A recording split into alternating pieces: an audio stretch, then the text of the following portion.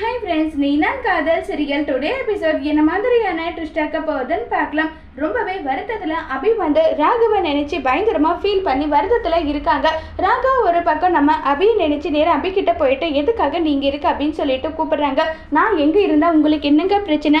நான் வந்து எப்போ பாரு ஏதாவது ஒரு நினச்சிட்டு நான் எப்படியெல்லாம் இருக்கேன் தெரியுமா?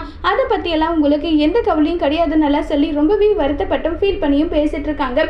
இதை கேட்டதுமே நம்ம அபி வந்து ராகவ் கிட்ட வந்து ஏன் இப்படியெல்லாம் நீங்கள் பேசுகிறீங்க, இப்படி பேசுறது மனசுக்கு எனக்கு ரொம்ப கஷ்டமாக இருக்குன்னு சொல்லிட்டு அபி வந்து ராகவை வந்து சமாதானப்படுத்திட்டு ராகவ் வந்து அபியை கூட்டிட்டு வீட்டுக்கு கிளம்பி போகிறாங்க. இனிமே இப்படியெல்லாம் நீ பேசக்கூடாது அபி, நான் உன் மேலே வந்து எந்த அளவுக்கு அன்பா பாசமாக இருக்கேன்றது தெரியுமா நல்லா சொல்லிட்டு ரொம்பவே ஃபீல் பண்ணி வந்து பேசிக்கிட்டு இருக்காங்க.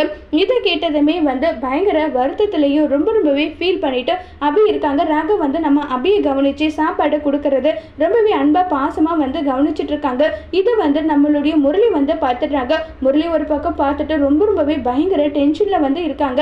இவன் எதுக்காக ஏன் அபிக்கெல்லாம் சாப்பாடு கொடுக்கணும், ஏன் அபிக்கு பசிச்சு ஏன் அபி சாப்பிட போகிறான் நல்லா சொல்லிட்டு ரொம்ப வருத்தத்தில் இருக்காங்க. முரளி கிருஷ்ணா வந்து எப்படியாவது இவங்களுடைய வீட்டில் இருக்கிற அந்த ஒரு விஷயத்தை நம்ம தெரிஞ்சுக்கிட்டே ஆகணும். இவங்க ரெண்டு பேரும் அப்படி என்ன பேசினாங்க என்ன ஏதுன்றதை நான் தெரிஞ்சுக்கிட்டே ஆகணும்னு நல்லா சொல்லிட்டு முடிவு பண்ணுறாங்க. முடிவு பண்ணிட்டு ஏதாவது ஒன்று பண்ணணும்னு சொல்லிட்டு ராகவோட ரூமுக்கு போகிறாங்க. ராகவோட ரூமுக்கு போனதுமே அங்கே அஞ்சலி வந்துடுறாங்க. என்னங்க பண்ணிட்டு இருக்கீங்க நீங்கன்னு சொல்லிட்டு கேட்டுட்டு இருக்காங்க.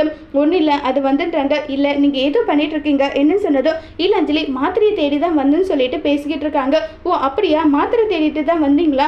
ஆமாம் மாத்திரை தேடிட்டு தான் வந்தேன். சரி ஓகேங்கன்னு சொல்லிட்டு அங்கேருந்து பார்த்தீங்கன்னா கிளம்பி போகிறாங்க. உடனே முரளி வந்து ஐயோ இப்போ என்ன பண்ண போகிறோன்னு தெரியல, நான் வேற இங்கே வச்சுட்டு இருக்கேன், இந்த விஷயம் அவனுக்கு தெரிஞ்சு அவ்வளோதான் முடிஞ்சு கதை, என்ன பண்ணுறதுன்னு தெரியலேன்னு சொல்லிட்டு ஒரு பக்கம் ரொம்பவே வருத்தத்தில் வந்து இருக்காங்க.